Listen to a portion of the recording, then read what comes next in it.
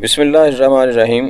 میں ہوں اظہر نیاز. آپ سن رہے ہیں FM 102.2 اور وقت ہے اس پروگرام کا جسے ہم کہتے ہیں میں کون ہوں، جس میں ہم اپنے آپ کو دریافت کرنے کی کوشش کرتے ہیں. ہمارے ساتھ ہیں اس وقت محترمہ ڈاکٹر سمینہ الطاف صاحبہ. جی ڈاکٹر صاحبہ، آج کہاں سے شروع کریں گے؟ جی آج میں ایک قصے سے بات شروع کرتی ہوں کہ اصل میں ہم کون ہیں، کہاں سے آئے ہیں اور ہمارا اپنے رب کے ساتھ کیا ریلیشن ہے. اور رب کی جو انٹروڈکشن ہے وہ اس کے لیے اس نے اپنی ایک کتاب بھیجی ہے.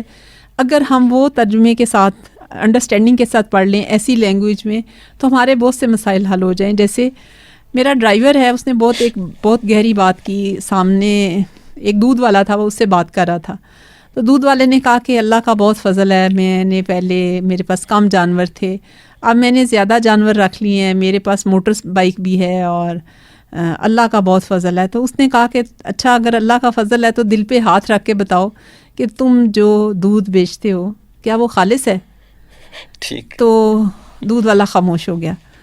تو سورہ زخرف جو ہے اس میں اللہ تعالیٰ نے کہا ہے، میں کیونکہ یہ کافی دو تین آیتوں کا ترجمہ ہے، اگر آپ کہیں تو میں پلیز. اگر یہ اندیشہ نہ ہوتا کہ سارے لوگ ایک ہی طریقے کے ہو جائیں گے تو خدائے رحمان سے کفر کرنے والوں کے گھروں کی چھتیں اور ان کی سیڑھیاں جن سے وہ اپنے بالا خانوں پر چڑھتے ہیں اور ان کے دروازے اور ان کے تخت جن پر وہ تکیے لگا کر بیٹھتے ہیں سب چاندی اور سونے کے بنوا دیتے. یہ تو محض حیات دنیا کی مثال ہے، متاع ہے، اور آخرت تیرے رب کے ہاں صرف متقین کے لیے ہے. کہ ہم مطلب آج قرآن سے اپنی حیثیت کو، کیونکہ ہم ایک ٹیسٹ کے لیے آئے ہیں نا اس دنیا میں، اور ہمارے رب نے ہر چیز کا ذمہ لیا ہے. ہمارے صرف ذمے ایک کام لگایا ہے کہ میں ہر کام کرتے ہوئے دیکھوں کہ میں رب کا بندہ ہوں، رب کی بتائی ہوئی حدود کے اندر رہ کے کام کر رہا ہوں یا ان سے کراس کر رہا ہوں. تو دنیا کا مال و متاع بہت زیادہ ہونا تو کوئی اللہ کے فضل کی نشانی نہیں ہے. ہاں جی، ہم مطلب ہمیں دلوں کا حال تو اللہ کو پتہ ہے. جو ہمارے اعمال ہیں یا جو ہمارے منہ سے الفاظ نکلتے ہیں وہ یہ نشاندہی کرتے ہیں کہ ہمیں احساس ہی نہیں ہے کہ ہم کیسی بات کر رہے ہیں. کیونکہ اسی آیات صورت میں اللہ تعالیٰ آگے جا کے کہتا ہے کہ جو شخص رحمان کے ذکر سے تغافل برتتا ہے ہم اس پر ایک شیطان مسلط کر دیتے ہیں اور وہ اس کا رفیق بن جاتا ہے. یعنی وہ شیطان تو ہمیں بہکاتا ہے، ہمیں دنیا کی الجھنوں میں الجھاتا ہے، وہ چیزیں جو ہمارے لیے ریکوائرڈ نہیں ہیں ان کو خوبصورت بنا کے ہمارے سامنے پیش کرتا ہے. اور قیامت والے دن وہ تو صاف مکر جائے گا کہ میں نے تو صرف رستہ دکھایا تھا، چلا تو بندہ خود تھا. تو میں وہی سوچ رہی تھی کہ دیکھیں ہم جو ہمارے ذمہ کام ہے، اگر ہم میں سے اللہ کا فضل تلاش کرنا کوئی بری بات نہیں ہے، یہ عین عبادت ہے. لیکن کیا وہ ہم جو ممنوع چیزیں ہیں، ملاوٹ حرام ہے، دھوکے سے سودا بیچنا حرام ہے، ذخیرہ اندوزی حرام ہے. ہم حرام اور حلال کو جب تک اپنے عقیدے کو پختہ نہیں کریں گے کہ خالی حرام وہی نہیں ہے کہ گوشت حرام اور حلال کا خیال رکھیں گے. حرام کی کمائی جس میں دوسرے کو دھوکہ دے کے ہم کوئی بھی چیز، یا سود اسی لیے حرام کیا گیا کہ وہ کسی ایک بندے کو پے کرنا پڑتا ہے ایکسٹرا.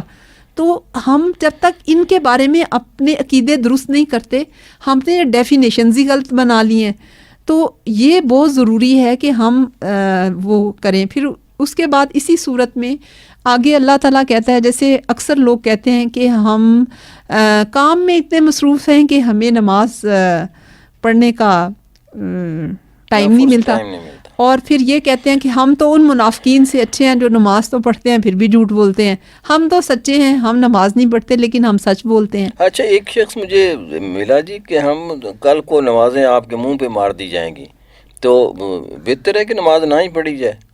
مطلب ایسا بھی لوگوں کا ایٹیچیوڈ ہے کہ آپ جو نماز پڑھتے ہیں کہ تو کل اللہ نے کہا کہ ایسی نمازوں کا کیا فائدہ ہے جو آپ کے منہ پر مار دی جائیں کل، تو اس لیے ہم تو نماز پڑھتے نہیں، نہ نمازیں ہوں گی نہ منہ پہ ماری جائیں گی.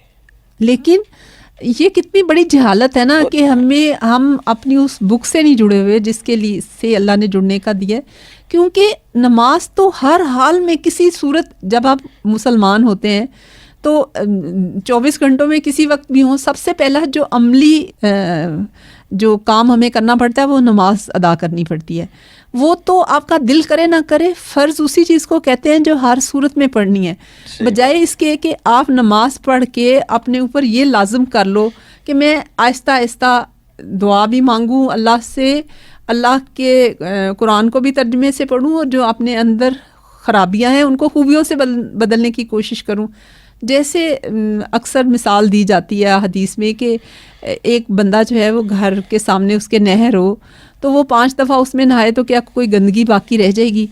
تو اصل میں تو نماز گندگیوں کو دور کرتی ہے, لیکن اگر ہم سمجھ کے پڑھیں تو تب بات ہے نا, لیکن اگر ہم پڑھنا ہی چھوڑ دیں تو کبھی امید ہی نہیں کی جا سکتی. بعض اوقات میں کہتا ہوں کہ جی ہم تو حاضری کے لیے جاتے ہیں, کہ بعض اسٹوڈنٹس ایسے ہوتے ہیں جو کلاس میں صرف حاضری کے لیے آتے ہیں. تو یہ نہ ہو کہ کسی دن اللہ پوچھے بھی وہ نہیں آیا تو پتہ چلے کہ جی وہ تو غیر حاضر ہے. تو شروع تو یہاں سے کرو نا, کہ جو کم سے کم حاضری کے لیے جانا شروع کرو, پھر اچھے اسٹوڈنٹس بھی بن جاؤ گے, اچھے مسلمان بھی بن جاؤ گے. لیکن کم سے کم اتنا تو ہونا چاہیے کہ آپ غیر حاضر نہ ہوں, کہ اللہ تعالیٰ جو ہے وہ پوچھے کہ وہ نماز آج وہ کدھر ہے خبیث, تو وہ پتہ چلے جی وہ نہیں آیا. ہاں جی بالکل, آپ نے بالکل صحیح بات کی. اور جس طرح مرد حضرات کے لیے ہے کہ وہ مسجد میں جا کے نماز پڑھیں, اور مسجد میں جا کے نماز پڑھنا تو میرا خیال ہے اور ہی آسان ہے کہ آپ نے صرف اللہ اکبر امام کے پیچھے کرنی ہے. ہاں, آپ کی غلطیاں, آپ کے خیالات ادھر ادھر چلے بھی جاتے ہیں تو وہ اس کا نہیں, یعنی گناہوں میں شمار نہیں ہوتی, یا اس کی آپ کی غلطیوں میں شمار نہیں ہوتا. اور پھر یہ کہ کام تو زندگی ہے ہی کام کا نام, وہ آرام تو قبر میں ہی آئے گا. کیونکہ میرا اپنا پرسنل ایکسپیرینس بھی یہی ہے اور آپ کا بھی یہی ہوگا کہ بہت کم لوگ ہوتے ہیں جن کی زندگی میں کوئی پریشانی نہ ہو. کوئی نہ کوئی پریشانی ہوتی ہے, کوئی نہ کوئی مسئلہ ہوتا ہے, اور آپ ایک پرابلم سے نکلتے ہیں اور دوسرے میں پھنس جاتے ہیں. لیکن بات یہ ہے کہ مشکلات کا ہونا جو ہے وہ تو آئیں گی, لیکن ہمارا ایٹیچیوڈ کیا ہے جب آپ اس کے اوپر سوچتے ہیں. اور اگر میں اس ایٹیچیوڈ کو تھوڑا سا پھیلا دوں تو ہم نے ہر چیز کو مسئلہ لے کے اس مسئلے کو اپنے اوپر طاری کر لیا, ہم اس کا حل نہیں سوچتے. جیسے جو ہے گاربیج کا, کوڑے کا مسئلہ ہے ہمارا, ہم نے اس کو کھلا چھوڑ دیا, ہم اس کے حل کی کوشش نہیں کرتے. ہمارا ٹریفک کا مسئلہ ہے, ہم اس کو بھی حل کرنے کی کوشش نہیں کرتے. کیونکہ میں کوئی عالم تو ہوں نہیں, ایک چھوٹی سی طالب علم ہوں, اور میں لوگوں کے رویوں کی بات کر رہی ہوں کہ آپ دیکھیں کہ ہم اسلام کا مطلب ہے سبمیشن ٹو, اپنی جو میں ہیں اس کو اللہ کے تابع کرنا. تو اب ہم اگر میں پریکٹیکل سے لوں تو ہماری شادی پہ یہ ہوتا ہے لوگ کیا کہیں گے, حالانکہ نبی کریم صلی اللہ علیہ وسلم نے شادیاں کس طرح کی, مسجد میں اعلان کر دیا, اور کھانا پینا وہ نہیں ہے. پھر ہم نے اس کو ہر رسم و رواج لے کے اور اس کے اوپر 200, 250, 300 بندوں کا کھانا کر کے اپنے لیے مشکلات پیدا کر لیں.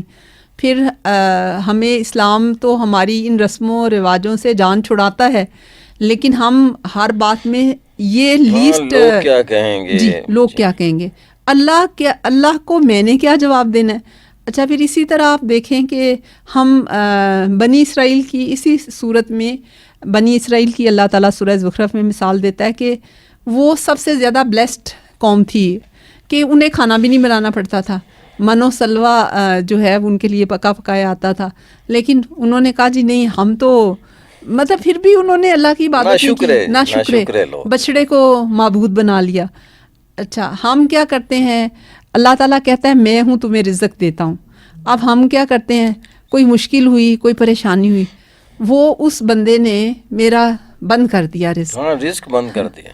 اچھا, ہم کہتے ہیں جی جادو, کوئی گھر میں مسئلہ ہوا, فلاں رشتہ دار نے جادو کر دیا, اس نے لڑائی کرا دی. بھی اللہ کے بندو, اللہ کہتا ہے کہ نبی کریم صلی اللہ علیہ وسلم پہ جادو کا گزر ہوا تعلیم دینے کے لیے. اس بات کو آدھی کو پکڑ لیتے ہو, لیکن اس کا دیکھو کہ نبی کریم صلی اللہ علیہ وسلم نے اس کا علاج کیسے کیا, معوذتین کثرت سے پڑھی, دعا اللہ تعالیٰ سے مانگی. تو آپ کون سا پیر اور فقیر ہے جو آپ کا رزق کا انتظام بھی کرے گا؟ جب اللہ تعالیٰ نے کہا کہ رزق میں دیتا ہوں, ہاں جی, تو وہ رزق بندہ کیسے بند کر سکتا ہے؟ بند کرے گا تو تب بھی اللہ کرے گا, کھولے گا تو تب بھی اللہ کرے گا. اللہ تعالیٰ خود کہتا ہے کہ میرے سامنے میں ایک دروازہ بند کرتا ہوں تو 100 دروازے پہلے کھول دیتا ہوں تمہارے لیے، لیکن اگر ہم اسی بند دروازے کے آگے بیٹھ کے ٹکرے مارتے رہے ہیں تو ہمیں باقی کھلے ہوئے دروازے تو نہیں نظر آئیں گے۔ ہم اس ایک غلط خیال کی وجہ سے ہم ایک لفظ کی بجائے پوری کتاب لکھ ڈالتے ہیں اس بندے سے کے خلاف، اور پھر اپنا ایمان، اپنا پیسہ، اپنا سکون کسی ان پڑھ مولوی پیروں کے جو کہ دم درود پہ اتنا ہمارا یقین ہے کہ ہم سالوں تک کوئی فائدہ بھی نہیں ہوتا۔ میں نے اپنی زندگی میں بہت سارے لوگ دیکھے جو کہ جی انہوں نے دم کیا بس ٹھیک ہو گیا، لیکن 3 ہفتے بعد انہوں نے کہا کوئی فرق نہیں پڑا، پھر ڈاکٹر کے پاس ہی گئے۔ اب وہ ایک نفسیاتی اثر ہوتا ہے جی بالکل۔ میں نے کئی لوگوں کو دیکھا، وہ کہتے ہیں جی کہ اصل میں یہ جو ہے اگر آپ کوئی بیمار ہے نا اسے مٹی بھی دے دیں تو 50% تو ٹھیک ہو جاتے ہیں، مطلب یہ کہ وہ یقین رکھ رہے ہوتے ہیں اس کے اوپر یا کچھ چیز سے، جیسے بھی عام ایک ریزسٹنس ہے جسم کے اندر، وہ خود ہی ٹھیک ہو جاتے ہیں جی۔ اور کچھ جو ہے وہ نہیں ہوتے، تو وہ اس کو جو 2-4 ٹھیک ہو جاتے ہیں اللہ کی مرضی سے، تو وہ اس کو پیر کی کرامت سمجھنے لگتے ہیں یا اس حکیم کی کرامت سمجھنے لگتے ہیں یا اس ڈاکٹر کی کرامت سمجھنے لگتے ہیں کہ جی بہت وہاں جو، حالانکہ جو ہے وہ اس کو باقاعدہ یہ نہیں دیکھ رہے۔ اصل میں وجہ جہالت بھی ہے جی کہ ہمارے ہاں شاید تعلیم کی کمی ہے۔ روز ٹی وی پہ دیکھ رہا ہوں کوئی پیر ہے، کوئی فقیر ہے، کوئی پریوں والا، کل ایک پرسوں دکھا رہے تھے وہ جا کے انہوں نے چھاپا مارا کہ جی پریاں آتی ہیں، اور اس کو کہا اس نے ٹی وی والے اینکر نے کہ آپ قل هو اللہ تو سناؤ، ایک کلمہ تو کچھ بھی نہیں آتا تھا، اور جب اسے بہت ہی کہا کہنے لگا مجھے سب آتا ہے لیکن مجھے حکم نہیں ہے سنانے کا۔ تو یہ اس طرح کے بے شمار لوگ ہیں۔ اچھا لیکن اس کے جو فالوور ہیں وہ بھی سارے ہم جیسے جاہل لوگ ہیں جی، جا کے اس کے پیچھے پڑ جاتے ہیں۔ عورتیں خاص طور پر میں سمجھتا ہوں کہ جی عورتوں کی تعلیم میں اس بات کو شامل کرنا چاہیے، جیسے ہمارے نصاب میں چیزیں شامل ہوتی ہیں تو ہماری جو بچیاں ہیں ان کو بچپن سے اس بات کی تعلیم ہونی چاہیے کہ یہ سب چیزیں جو ہیں اللہ ہے جو دینے والا ہے، کبھی وہ دے کے آزماتا ہے اور کبھی لے کے آزماتا ہے۔ میں آپ سے تھوڑا سا، آپ نے صرف بچیوں کی تعلیم کو کہا، مجھے تھوڑا سا اس سے اختلاف ہے، وہ ہونا بھی چاہیے بچیوں اور بچوں دونوں کی تعلیم میں یہ ہونا چاہیے۔ لیکن میں نے اوورال کہ ہمارے جو خواتین ہیں یہ شاید زیادہ توہم پرست ہوتی ہیں، اٹس مائی مطلب ہو سکتا ہے مرد بھی ہوتے ہوں، لیکن یہ کہ خواتین اور ایک دوسرے کے پاس بیٹھی، یعنی کہ لوگ تو دفتر میں چلے جاتے ہیں وہاں بھی یہ ہوتا ہوگا، لیکن خواتین میں یہ پیروں سے پاس جانا، دام درود کروانا، ٹوٹکے کروانا، یہ سارا زیادہ سمجھ میرا خیال میں یہ ہوتا ہے۔ تو اگر اس کی اس وجہ سے میں نے کہا کہ، اور ایک عورت کی تعلیم جو ہے یا ایک بچی کی تعلیم جو ہے وہ ایک گھرانے کی تعلیم ہوتی ہے، جس کی وجہ سے ہمارا پورا گھرانہ، اس کے آگے بچے جو ہوں گے وہ سارے وہ اس طرح کی تعلیم لے کے جائیں گے، جبکہ باپ جو ہے وہ اس کی مصروفیات اور طرح کی ہوتی ہیں جو بچوں کی تربیت کے اوپر شاید اتنا وقت نہیں دے پاتا۔ ہاں جی، لیکن یہ بھی آپ کو پتہ ہونا چاہیے کہ اسلام نے خاندان کی تربیت کی ذمہ داری آدمی پہ ڈالی ہے، اور آدمی کیونکہ دیکھیں کام تو کرنا ہی ہے، لیکن گھر کی ذمہ داری ایز اے جو کہتے ہیں نا ہیڈ ہوتا ہے، وہ اس کے حساب سے وہ عورت ہوتی ہے جی، نہیں آدمی مطلب کی یہ گھر کے جو معاملات ہیں یا کچھ ٹھیک ہے، ایک مرد کی ذمہ داری ہے، ہیڈ وہی ہے، اس کی بات مانی جائے گی اور سب کچھ کیا بھی جائے گا جی، لیکن وہ ہیڈ جو ہے وہ سارا دن اپنا ہیڈ کھپاتا ہے باہر، دفتر میں چلا گیا، ادھر چلا گیا، ادھر چلا، اور بیوی جو ہے وہ گھر میں ہے، اس نے بچوں کی تربیت بھی کرنی ہے، اسے کھانا پلانا بھی ہے، باقی سب چیزیں بھی کرنی ہیں۔ تو اس طرح سے میرے آئی ڈونٹ نو، میں ہو سکتا ہے غیر شرعی بات کر رہا ہوں، لیکن یہ کہ عورت پہ زیادہ ذمہ داری آ جاتی ہے، اس کو کما کے لانا ہے اور اس کو گھر چلانا ہے، اور اس طرح سے جو بچوں کی تربیت ہے اس میں والدہ کا بہت ہاتھ ہوتا ہے اور ہونا چاہیے۔ آئی ڈونٹ نو جی، آپ کی پارٹلی بات صحیح ہے، لیکن 100% یہ ہے کہ دیکھیں دین سکھانا خاندان والوں کو یہ آدمی کی ذمہ داری ڈالی گئی ہے، اور پھر رزق حلال کمانا عورت اس سے اگر کہتی ہے، لیکن یہ تو اس کا فرض ہے نا۔ وہ آپ کو اللہ اکبر آبادی کا شعر یاد ہوتا ہوگا، کسی نے کہا کہ عورتوں نے پردہ اتار دیا تو اس نے کہا اصل میں مردوں کی عقل میں پردہ پڑ گیا۔ تو یہی بات باقی بھی ہوتا ہے کہ ایک آدمی کو اتنا تو اندازہ ہونا چاہیے اس کی بیگم کہاں جا رہی ہے، اس کی بہن کہاں جا رہی ہے، یا جس طرح اسلام ہمیں واضح احکامات دیتا ہے اپنے سطر کی حدود کے بارے میں، تو ایک آدمی کو ایک سربراہ ہونے کے ناطے نظر نہیں آتا کہ اس کی بیوی کس حلیے میں گھر سے نکل رہی ہیں، اس کی بچیاں کس ڈریس میں گھر سے باہر جا رہی ہیں، اس کے گھر میں اب تو جو ہے تربیت کرنے والا جو ہے وہ یہ اسمارٹ فون ہے کہ جو اسمارٹ ہوتے ہوئے بھی بہت سارا ٹائم کھا جاتا ہے لوگوں کا. تو یہ جو ہے اس کو کسی بات پہ کمپرومائز نہیں کرنا چاہیے. ٹھیک ہے، ٹھیک ہے. تو وہی والی بات ہے کہ جہالت جاہل وہ نہیں ہے کہ اصل میں جاہل وہ ہے جس نے پی ایچ ڈی ماسٹرز اور ایم فل کی ڈگریز تو لے لی ہیں لیکن اس نے یہ علم نہیں سیکھا کہ میری ویلیوز کیا ہیں، مجھے میرا اللہ کون ہے. اگر وہ ہوتا تو پھر وہ کبھی بھی حرام رزق کی طرف نہ جاتا، وہ کبھی بھی رشوت کے پیسے کو حاذا من فضل ربی، مطلب آپ دیکھیں کہ ٹرمینالوجی ایسی کر لی ہے کہ جو بالکل کانٹراڈکٹری ہے. لیکن جہالت کی یہ وجہ ہے کہ ہم قرآن، اللہ تعالیٰ نے خود کہا ہے کہ قرآن کو میں نے آسان بنایا ہے. جس چیز کا دنیا میں اللہ نے ذمہ لیا ہے اس کی حفاظت کا بھی، اور اللہ بار بار کہہ رہا ہے کہ میں نے اس کو آسان کیا، تم کس طرف سے اپنے رب کریم کی طرف سے دھوکے میں ڈال پڑ گئے ہو.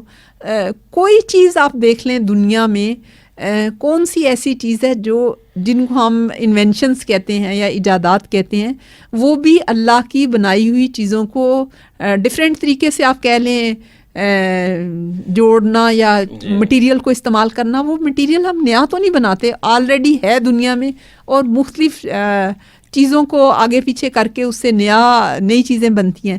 یا جو کچھ آج ہم اس دنیا میں یہ جو ٹیکنالوجی کی دنیا میں رہ رہے ہیں، یہ جتنی بھی سائنس نے ترقی کی ہے، یہ ساری چیزیں دنیا میں پریزنٹ تھی، ہمیں پتہ اب چلا کہ ان کا استعمال کیسے کرنا ہے. ہم نے کوئی نئی چیز دنیا میں باہر سے تو نہیں لے کے آئے. تو یہ بہت اہم ہے کہ ہم اپنے اور اپنے رب کے ساتھ، ورنہ تو دیکھیں جو ہے بنی اسرائیل کی طرح اگر آپ کو ہر چیز مل جائے تو پھر بھی وہ جس نے ناشکری کرنی ہے وہ کرے گا. اور اللہ تعالیٰ کہتا ہے کہ تم شکر گزار بنو، میں تمہیں اور نوازوں گا. پھر اللہ تعالیٰ، کوئی اللہ سے قریب ہونا تو مسئلہ ہی نہیں ہے، صرف شکر گزاری کا رویہ اختیار کر لو. شکر گزاری کیا ہے جی؟ چلیں، کل بھی میں ایک صاحب سے بات کرتا رہا، آج پتہ نہیں موضوع سے ہم ہٹ نہ جائیں، لیکن اگر آپ اس پہ تھوڑی سی کہ یہ ایک جو بندہ ہے، کہا گیا ایک واقعہ ہے حضرت موسیٰ کے حوالے سے کہ حضرت موسیٰ جا رہے تھے اللہ سے ملنے کے لیے، تو رستے میں ایک شخص ملا اور کہنے لگا کہ اللہ سے کہنا کہ اس نے مجھے اتنا دے دیا ہے، اتنا رزق دیا ہے کہ اب مجھ سے سنبھالا نہیں جاتا، تو آپ اللہ سے کہیں کہ بس اب مجھے اور نہیں چاہیے. تو وہ گئے اللہ کے پاس، تو انہوں نے کہا کہ جی اس طرح فلاں شخص ہے، اس نے مجھے یہ کہا کہ آپ سے کہوں کہ بس. تو اللہ نے کہتے ہیں موسیٰ سے کہا کہ اس طرح کرو، اس سے جا کے کہنا کہ وہ میرا شکر ادا کرنا بند کر دے، میں اسے دینا بند کر دوں گا. تو شکر گزاری جو ہے وہ اتنا بڑا جو ہے، لیکن یہ شکر گزاری ہے کیا؟ اس کو کس طرح سے آپ کس طرح سے ڈیفائن کریں گی، اور کس طرح اللہ کا شکر ادا کرنا چاہیے؟ دیکھیں، ایک تو شکر گزاری میں تب کسی کو کروں گی کہ جب میں اس کی حیثیت کو پہچانوں گی کہ اللہ تعالیٰ ایگزسٹ کرتا ہے، اور جو وہ باتیں کرتا ہے میں اس کو سچ مانوں، تبھی میں شکر گزار بن سکتی ہوں نا. اگر آپ میرے ساتھ کوئی نیکی کرتے ہیں تو میں اس نیکی کو ایکنالج کروں تو میں آپ کا تھینک یو بولوں گی. اب یہ بات ہے کہ اب آپ اپنے اوپر ڈالیں کہ کون سی چیز ہے جو میری ہے. اور رزق میں خالی پیسہ نہیں آتا، صلاحیتیں بھی آتی ہیں. اللہ تعالیٰ نے ہمیں کہا ہے کہ تم خرچ کرو، تم آسانیاں پیدا کرو اپنے لیے، اپنے لوگوں، اپنے ارد گرد کے لوگوں کے لیے. لیکن ہم اپنی ذات سے شروع کرتے ہیں. جب ہمیں اسی لیے علم کو جو ہے وہ فرض کیا گیا، ہر مسلمان مرد اور عورت پہ فرض ہے کہ وہ علم حاصل کریں. اب وہ کون سا ایسا علم ہے جو ہر عورت مرد کے اوپر ہے؟ اور علم جتنا آپ جانیں گے آپ اتنا ہی شکر گزاری ادا کریں گے نا. اب جیسے آپ نے کبھی دیکھا ہے کہ جو بندہ اللہ کی راہ میں خرچ کرتا ہو، بلکہ اس میں بھی یہ ہے کہ اللہ کی راہ میں کیا خرچ کرنا ہے، اپنے بیوی بچوں پہ بھی جو خرچ کرتا ہے کھلے دل سے، جو وہی والی بات ہے کہ مجھے حقوق اور فرائض پتہ ہوں گے تو میں وہاں خرچ کروں گی نا. اگر میرے پاس جو کچھ بھی ہے، میں کیا ان کے ساتھ انصاف کر رہی ہوں، میں نالج جو میرے پاس ہے وہ دوسروں کو دے رہی ہوں. شکر گزاری یہی ہے کہ آپ اپنے ہر بندہ ایک وہ کہتے ہیں نا حکمران ہے, اس کے نیچے ایک رعایا ہے, جی تو وہ اپنے سے نیچے لوگوں کو جتنی آسانیاں دے سکتا ہے سچائی کے رستے پہ.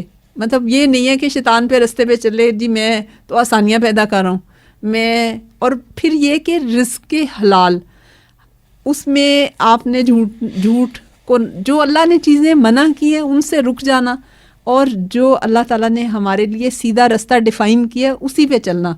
تو شکر گزاری یہ ہے کہ اللہ تعالیٰ جو تم نے میرے لیے ہدایت مانگی بھیجی ہے میں اس پہ چل رہا ہوں.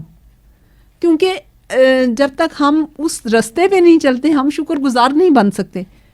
اب جیسے اب وہی والی ایک کامن مثال ہے کہ میں رزق بھی اللہ کا کھاؤں, میں جسم بھی میرا اللہ تعالیٰ کا, زندگی بھی اس کی دی ہوئی, آنکھیں کان ساری چیزیں اللہ کی دی, لیکن میں جھکوں کسی اور کے سامنے, میں شیطان کی پیروی کروں, اور میں ہر چیز, آپ دیکھیں کہ ہم کچھ بھی نہیں بنا سکتے, ہوا میں ہم سانس لیتے ہیں, اللہ کی دی ہوئی نعمتیں ہم استعمال کرتے ہیں, لیکن جب اللہ تعالیٰ کہتا ہے میری ہدایت پہ چلو تو اس وقت ہم جھوٹ بولیں, رشوت لیں, وہ کام کریں جو اللہ کے ناپسندیدہ ہیں.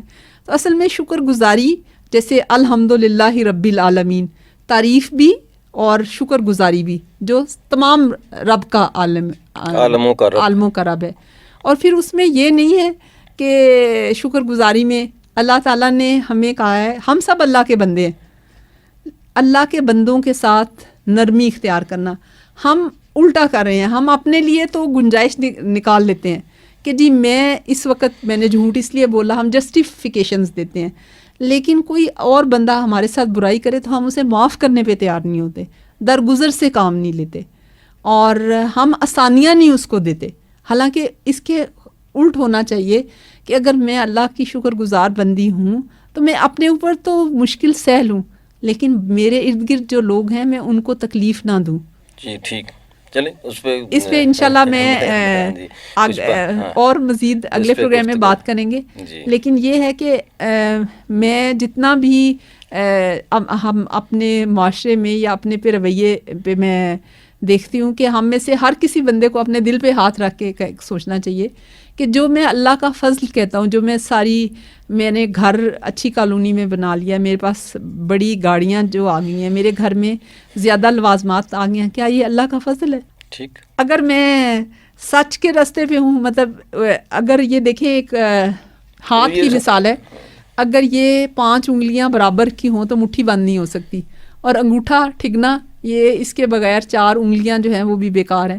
تو دنیا کا اللہ تعالیٰ نے جس طرح سے نظام بنایا ہے اس میں ہر بندہ تو برابر ہو ہی نہیں سکتا. تو اگر ہم اپنے آپ کو لوگوں سے کمپیئر کرنے کی بجائے جو دنیاوی طور پہ اپنے سے کم ہیں ان کو دیکھیں تو ہمارے اندر شکر گزاری کا جذبہ زیادہ ابھرے کہ ہاں یہ دنیا میں میرے سے 5 لوگ کم ہیں, میں ان سے زیادہ دنیاوی مال رکھتا ہوں, تو میں اللہ کا شکر گزار بنوں, اور میں جو کچھ اللہ نے مجھے دیا ہے میں اللہ کی راہ میں خرچنا شروع کروں. بالکل ٹھیک ہے جی. اور اس کو اسی طرح سے بھی دیکھا جا سکتا ہے کہ ہم اپنے طور پر ایک دودھ والے بن کر سوچیں کہ ہم جو دودھ فروخت کر رہے ہیں, جو ہم اپنی سروسز, اپنی پروڈکٹس, جو اپنا کام ہے جو ہم کیا وہ سچ پر مبنی ہے, کیا وہ خالص ہے, اس میں ملاوٹ کتنی ہے؟ تو شاید ہم خود اپنے دل پہ ہاتھ رکھ کر شاید یہ بات نہ کہہ سکیں کہ جو ذمہ داری ہمیں دی گئی ہے کیا ہم اس سے کما حق کا عہدہ برا ہو رہے ہیں کہ نہیں ہو رہے ہیں. ہم یہ تو ہر ایک پہ اعتراض کرتے ہیں کہ وہ یہ نہیں کرتا, وہ یہ نہیں کرتا, یہ بلکہ میں اکثر کہتا ہوں کہ جب ہم یہ کہہ رہے ہوتے ہیں نا کہ ہم سب بے ایمان ہیں, تو اس میں ہم میں شامل نہیں ہوتا. جب ہم کہتے ہیں نا ہم سب نکمے ہیں, ہم سب کام نہیں کرتے, اس ہم میں کہیں بھی نہیں ہوتا. اس ہم سے مراد ادر دین یور سیلف ہوتا ہے کہ ہم دوسروں کو سب کچھ یہ کہہ رہے ہوتے ہیں لیکن اپنے آپ کا گریبان میں جھانک کر کبھی بھی نہیں دیکھتے کہ ہم خود کیا کر رہے ہیں. معاشرہ جو ہے وہ انفرادی لوگوں ہی کا نام ہوتا ہے. ایک شخص جو ہے وہ معاشرہ بنتا ہے, افراد بنتے ہیں, ملت بنتی ہے, قوم بنتی ہے.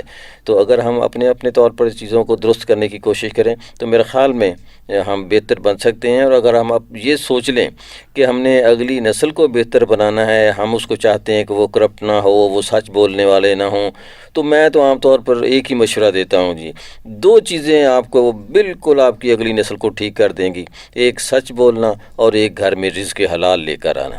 کوئی آخری بات جی؟ جی بالکل، میں آپ سے 100% ایگری کرتی ہوں۔ اصل میں مجھے صرف اپنے اوپر فوکس کرنا ہے کہ اگر میں نے اللہ کا شکر گزار بندہ بننا ہے تو میں نے اللہ کے بتائے ہوئے راستے پہ چلنا ہے، اور اپنے لیے یہ لازم کر لیں کہ کم از کم قرآن ترجمے سے تفسیر میں نہ جائیں، اردو انگلش جو بھی آپ کو لینگویج سمجھ آتی ہے اس سے پڑھنا شروع کریں آج ہی سے، تاکہ ہمیں پتہ چلے کہ اللہ تعالیٰ کتنا، اللہ تک پہنچنا، اللہ کا محبوب بندہ بننا کتنا زیادہ آسان کام ہے۔